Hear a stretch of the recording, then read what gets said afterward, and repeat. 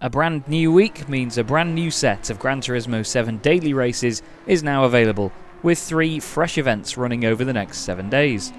This week's events feature 3 of the game's real-world circuits in Japan and the eastern part of USA, and there's an interesting little twist for one of them regarding vehicle settings.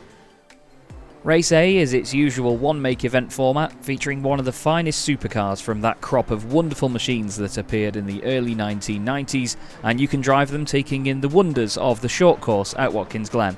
It's a 7-lap race around this version of the track in New York, which crops off the boot section of the circuit. You'll need a Jaguar XJ220 for the race and equip sports hard tyres. There's no tyre wear or fuel consumption considerations for this sprint event, so just get out there and race. As we've seen almost without exception for over a year now, this race is a no DR SR update event, meaning that no matter what happens, neither your driver rating nor sportsmanship rating will be impacted. Race B brings you to the Suzuka circuit in any Group 3 car of your choice. This is Gran Turismo's equivalent of the GT3 category in the real world, featuring cars that commonly only share a passenger cell and engine configuration with the road cars on which they're based. It's a 5-lap race around the twisting Japanese Formula 1 circuit on racing hard tyres, but there is an extra piece of interest this week. As well as having free reign over your brake balance settings, players can also adjust the damper compression and expansion, the bound and rebound. That could create a slightly different vehicle ranking than you'd usually see for this circuit, as well as a brief arms race for finding ideal settings for each vehicle. Don't forget to check our forums for those vehicle settings if you're needing some guidance on the matter. Only brake balance is adjustable for Race C, which is a 10-lap race around the full Autopolis circuit for Group 4 cars, although that too is likely to create a unique pecking order of cars this week.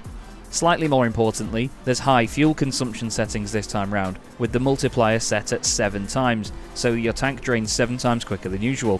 For most cars that may mean a little bit of fuel saving, with only the most frugal and most thirsty needing any other approach. You'll also have to take mandatory tyre requirements into consideration.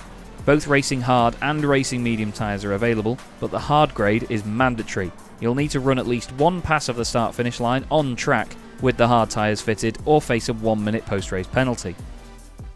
In order to access the daily races, you'll need to unlock Sport Mode by completing Menu Book 9, which is the championship-named Tokyo Highway Parade, which appears in the GT Cafe single-player hub. And as ever, with Gran Turismo 7's daily races updating every Monday across the games live to date, the next new set should arrive on Monday, September the 11th. We'll see you then, everybody.